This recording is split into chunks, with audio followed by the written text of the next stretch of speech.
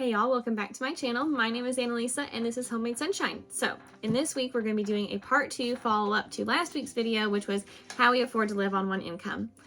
If you hear scratching in the background, that's the cat. She's up here with me and she is just likes to make her presence known on these videos, whether she shows up physically or she's just making loud sounds in the background. She's just stalking about in the background over here.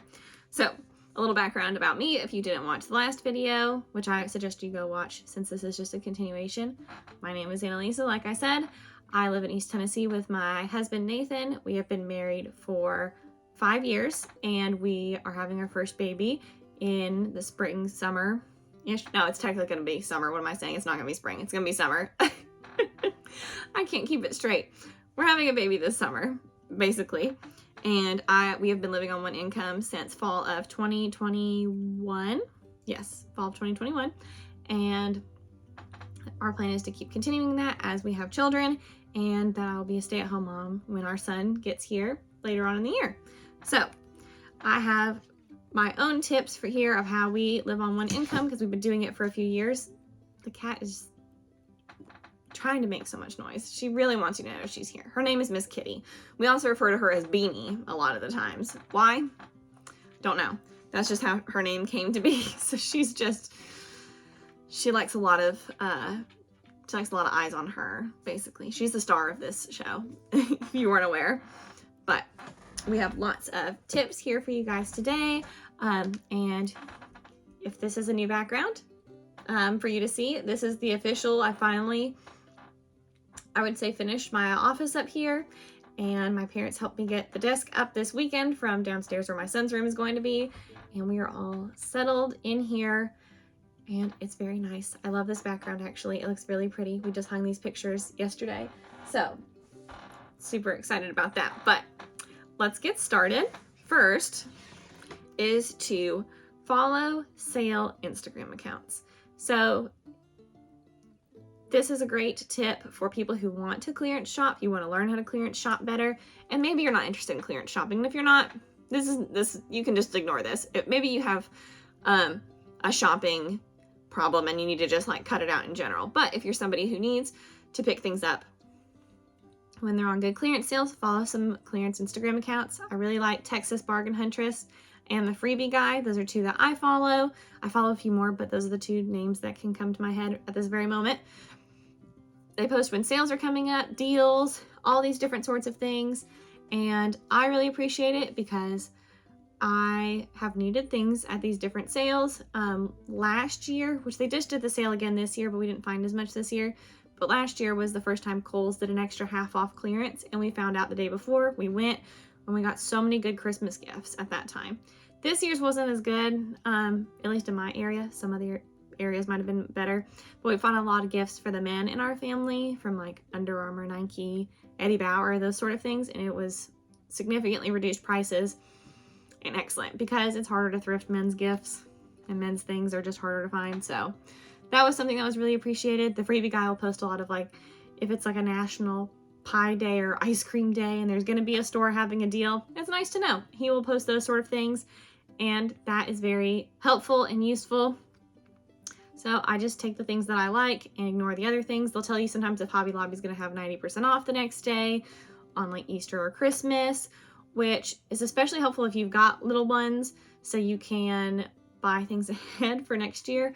In fact, I bought to store a bunch of Christmas like Santa little stickers and little cute crafty stickers for him, not next year, not for a couple of years, but I was like, they were so cheap and they're so small, easy to store that I can pull them out. They're in my crafting bins for him to pull out when he gets a little bit older that he can craft with, and they were significantly cheaper, all 90% off than if I had paid full price. So it was just like pennies on the dollar, like 10 cents, 20 cents, those sort of prices. So in addition to that, don't follow people constantly sharing about all of their Amazon stuff. So there are some Instagram accounts that are just basically just sharing Amazon finds, which I'm surprised that people can even find so many things to share on Amazon. I'm not an Amazon girl. I don't enjoy it.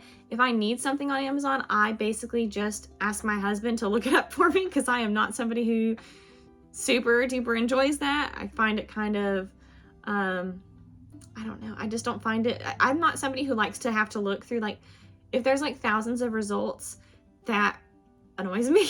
I just want there to be like one or two choices. So having like all of these different results, really, I'm like, oh my gosh, I have no idea what to pick. It's decision fatigue. It's too much. So I just ask him to pick it, and then I am just fine with whatever he finds. And I usually only use Amazon myself for things that I can't find locally, because we are in a rural area, things that are going to be harder for me to find, and that I don't want to have to scour around for. And yeah, so some of these Amazon accounts, they're sharing all these deals, but are they really deals? And do you really need them? Do you really need another Amazon dress or another Amazon dupe of whatever this other item is? And a lot of the times the quality is just not very good anyways, and it's not cheap. I remember the first time I started looking, I was like, oh, it's gonna be cheap. And I'm like, this Amazon dress is still like $40. Like, there was one in specific that I saw, and I was like, still like $40 to $50. And I was like, but if you waited, if your budget was $40 or $50 for a new dress, you can just wait for a nicer name brand company that you know and trust to put their dresses on sale. You could probably get a much nicer quality dress in the sale section on somebody's website or on clearance, such as from brands like Loft or Old Navy. Old Navy is not like a fancy brand, but Loft, Old Navy, April Cornell does some decent sales every once in a while. I mean, and their prices are still higher than I like to pay. I'm a big thrifter, but I know not everybody has the opportunity to thrift, and some people have more of a budget for clothes, and if you do, that's great for you. So just don't follow people constantly sharing Amazon stuff, because I feel like that also increases your likelihood of not being grateful for what you have, and for the FOMO, fear of missing out on these different deals. I think it's not good mentally to see all of this stuff all the time and think, wow, she has all these things and I don't have that sort of stuff. Just don't deal with it. So next is my controversial tip. And I say this because my husband and I did this ourselves, which is maybe move. Move to a lower cost of living area, move into a smaller home. This can mean a lot of different things. So for us, ours was moving into a lower cost of living area. Where we grew up, which I'm not going to share where, was expensive when we were teenagers. We're both 26 years old at the moment. And even when we were getting married, and we were dating, because we started dating when we were 19 and we got married at 20. So even when we were like getting married, and in the dating engagement stage, we knew that we were not going to stay in the area that we were in. My desire was always to be a stay-at-home mom. I made that very clear early on in dating, because if he was not supportive of that, that wasn't going to be somebody that I married. Oh, here's the cat, by the way. She loves walking on these books. So she's just going to probably meander back here. So we moved to Tennessee. It's a lower cost of living area, and we love where we live. Of course, there's no state income taxes. We do not live in a city, so we do not pay city taxes. All of those things help lower our monthly bills. Our home to purchase was significantly cheaper than if we had purchased it where we had grown up. We couldn't have afforded it where we grew up. And that's why I feel like I can speak to maybe you need to move. Would I love to live right where my family is and like live like just down the street from them? Of course, that'd be great. But we just couldn't afford it, and me stay home with our children, and that was the bigger priority for us. Also, maybe downsize. We have not downsized. This is the largest place that we've ever lived in, and that'll look different for everybody. Some people are needing to downsize, some aren't. Consider an older home. We live in an older home, so even though our home is not downsized, we would have lived in a smaller home had it been newer, but there was not many newer, and I say newer as in like newer than 1980, because our home is, I think, 90 something years old. I think she's getting close to 100. I'll probably still live here when she turns 100. So there was no super new houses in our price range. The newest were 80s or 90s, and they would have been significantly smaller than this house. Our home is 3-bed, 2-bath. We would have probably seen more of like a 3-bed, 1-bath. We had to have 3 bedrooms because my husband works from home, so he has to have an office, and due to the nature of his job, he can't just be like out in the living room doing work. He needs to be like in a quiet area by himself. So basically the only houses we were mostly looking at were older, and in a house like ours, which my favorite thing about this house and what really sold me on it was, even though it's 3-bed, 2-bath, the attic is fully finished and heated and cooled. So this is fully livable space, even though legally it can't count as a livable space because the ceiling is not tall enough. But if you're under 6 feet tall, it's fine. I mean, I'm very comfortable up here. The ceiling does slope down, so of course you have to duck on the edges of the room. But 2 of the rooms, as long as you're under 6'5", I would say it's pretty good. And then in here, where my office is, as long as you're under 6 feet tall, it's fine. Neither of my husband are over 6 feet tall, so this was perfectly comfortable to us.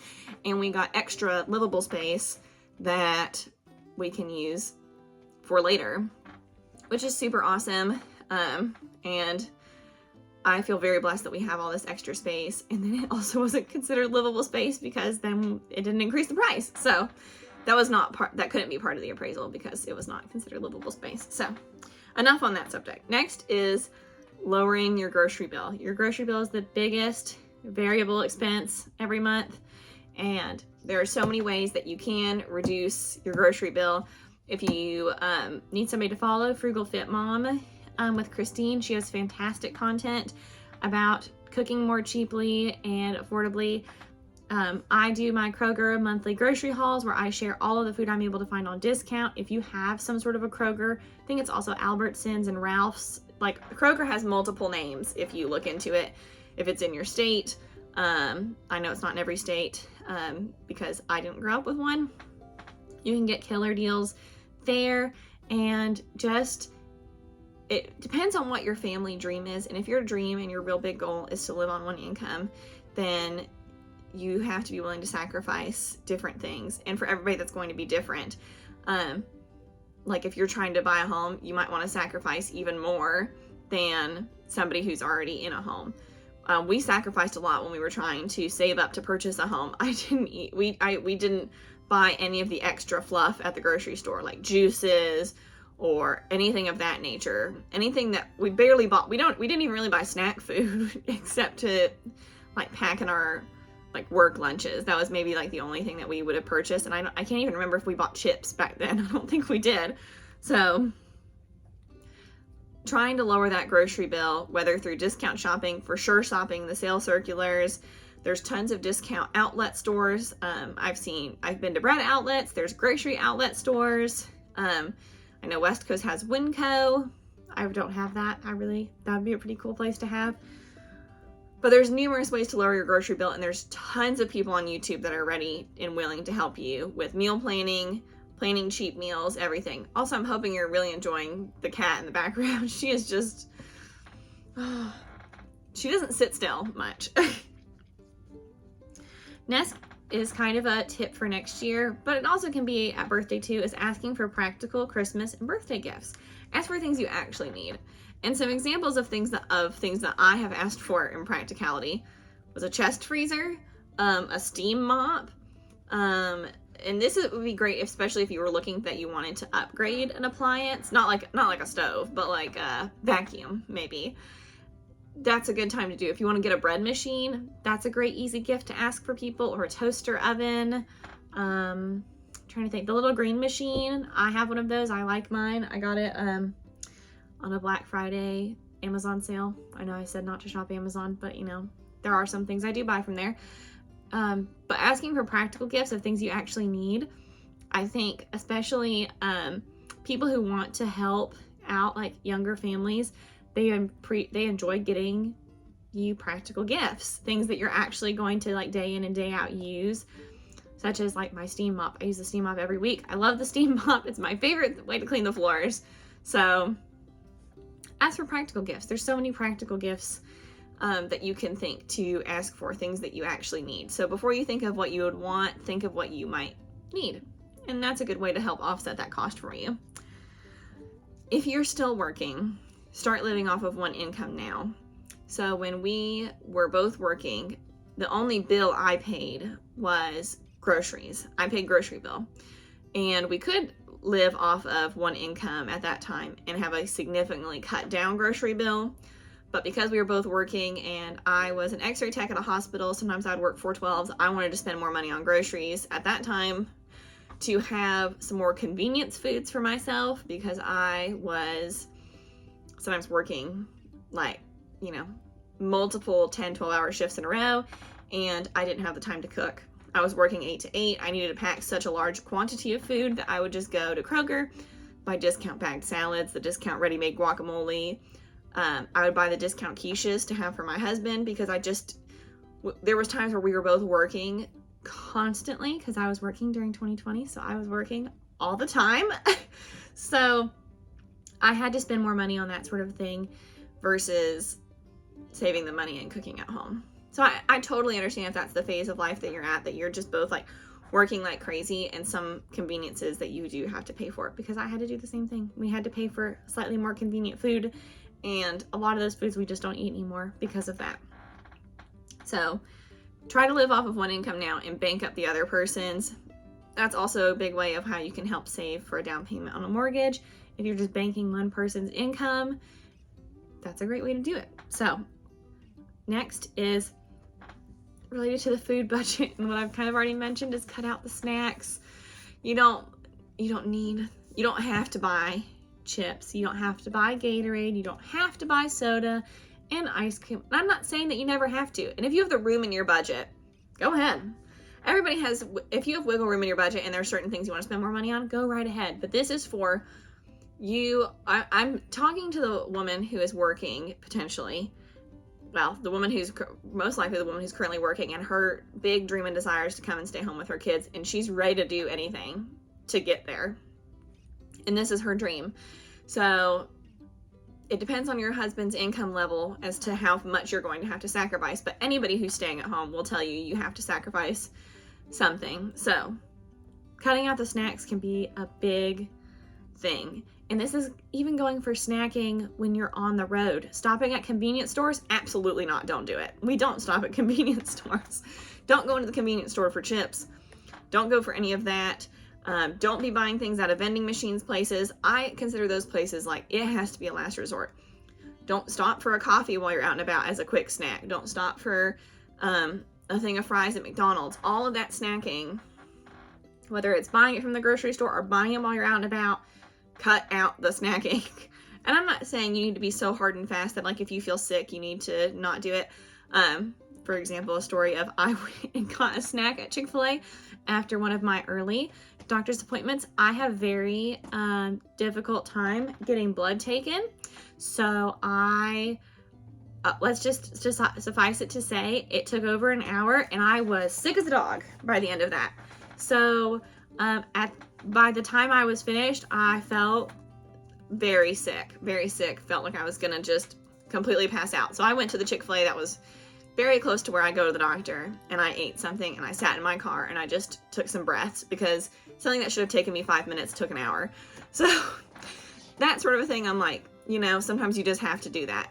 It's not an every time thing. Every time I go to the doctor, do I do that? No. But if I've had a particularly bad time like that one was, that's the only time I've ever had to do that. But that was a moment where I was like, I don't even think I can make it back to my house. I'm so sick.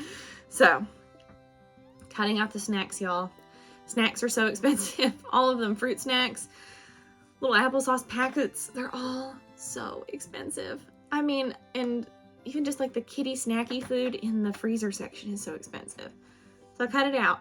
Unless you're getting it on Kroger clearance markdown. Then all rules are out the window. And then it can make snacks actually like a fun gift to give at different holidays. My husband and I at Christmas will give each other, we gave each other beef jerky. And I gave him, which we shared, was fancy cheese, because my husband loves fancy cheese. So I bought like 3 fancy cheeses. One I knew that he liked and 2 others to try. So then it makes snacking like fun. If there's a bag of chips, they really like, or some, granola bars or prepackaged cookies, then, makes a good gift. So in regards with that, like I said before, is buying discount foods, like buying discount snacks. Don't be afraid of the discount foods, y'all. Now do check the expiration dates, because I have sometimes seen that they have not pulled things early enough at the grocery store. I don't mind to eat foods past expiration, but I'm not going to buy foods past expiration, if you know what I mean. Except for nuts. Don't do the nuts. Don't eat nuts after expiration dates. But I've not really had any problems with eating expired foods, to be honest. I mean, It's most of the time just a suggestion. You can usually tell if it's bad yourself. So buying discount foods is another great thing to do. And if you watch my Kroger discount hauls, you'll see how many perfectly good food things I have purchased, heavily discounted, that have lasted just as long as they had been full price. Because sometimes it's just that they've even overstocked, that they've gotten too much stock. Sometimes the box has gotten busted. Just one of those things. Recently, we've gotten a lot of cereal at my store because they overstocked and bought too much. And so I was able to get like a lot of Special K that I liked on sale because they had just had too much. Okay, so my next tip would be to yard sale and thrift if you are not somebody who's done it before. So for people like myself who grew up yard sailing, then it's kind of second nature to me, but I know it sounds really scary and weird if you've never done it before. And my suggestion, if you're just trying to ease into it, is just stick to like neighborhood sales and church yard sales, because it's usually where you're going to find the most bang for your buck, the likelihood that you're going to actually find something in a given weekend versus driving all over town. So consider yard sailing and thrifting. I hardly buy any clothes new because I'm able to thrift and yard sale the vast majority of my clothing. Like this jacket came new as a Christmas gift from my grandfather from Costco. It's very nice, it's very soft, but I don't buy myself very many new clothes ever. So consider yard selling and thrifting. My cat is just walking around. If you're wondering what I'm laughing and giggling at, she's just all over the place. Next would be learning money saving skills. Now with the internet and you've got YouTube, you've got libraries for resources, learning money saving skills easier than ever. Here's a few that you can learn. Sewing and mending, whether hand sewing or sewing machine. I'm actually going to be taking a learning your sewing machine class in a couple weeks, and I'm very excited about that. Gardening, there's like a billion people on YouTube doing gardening stuff. Libraries will have tons of resources also just for your like specific area. You can also maybe look at your extension office and they might have some resources for you about what are some good things to plant in your area. If you are really already a sewing girl, you could learn some reupholstery. Even just like reupholstering like chair bottoms, I think is supposed to be the easiest. Learning to make your own cleaning products is a big money saving skill, but also in regards to if you don't want to do that, because I don't do that, to be honest. I don't make my own products. But if you learn how to clean and maintain things so that you will get more life out of them, how to get stains out of clothing, how to get stains out of your carpets and rugs, how to keep things looking really nice and clean, your shoes really nice and clean, so that you don't have to then spend more money and purchase more things. Preserving and canning discount food, how to make your discount food, if you are shopping at Kroger, stretch so much longer, especially since it's most of the time already going out. And if you're able to get like a large amount of it, being able to preserve it. Also, this is a very easy money saving skill depending on your husband, cutting your husband's hair. I cut mine husband's hair, and I've always done it the entire time we've been married, and I have saved a lot of money during that. Actually, during the 2020 stuff, I say this because it made me, I felt really proud of myself that somebody else commented on it. Somebody, a much higher ranking lady, commented on my husband's hair and asked like how was he able to get it done, because at the time nothing was open, and he said, oh, my wife cuts my hair, like that's who did mine. And she said, wow, it looks really good, it looks like she's a professional. And I have to say, I felt so good. I was like, oh. So I have that is like one of those compliments that will like stay with me forever. I felt so good when he came home and told me that. I was like, really? She thinks I did a good job? Oh, that's so awesome. So that is my last tip, is learn money saving skills. There are so many good money saving skills that you can learn, and with the internet, there's loads and loads of ideas, loads and loads of educational content to teach you these things. So that is all of my tips for this week. That is my 10 tips to help you to live on one income. If you guys enjoy these videos, please give me a thumbs up, and I will continue to do more of these 10 tip videos if you enjoy them. I've already got a tip written down for a next start of a list of 10, so I feel like I'm always coming up with ideas and writing them down. And if you enjoy these kind of videos, please consider subscribing. I post new videos every week, and leave me a comment down below. Do you have a money saving skill that you know how to do, or do you have another idea that I didn't mention for a money saving skill? I think those are my favorite. I've learned a lot to how to do a lot of things in the past couple of years, and money saving skills are very exciting. So I hope you guys enjoyed this video, and I'll see you next week. Bye.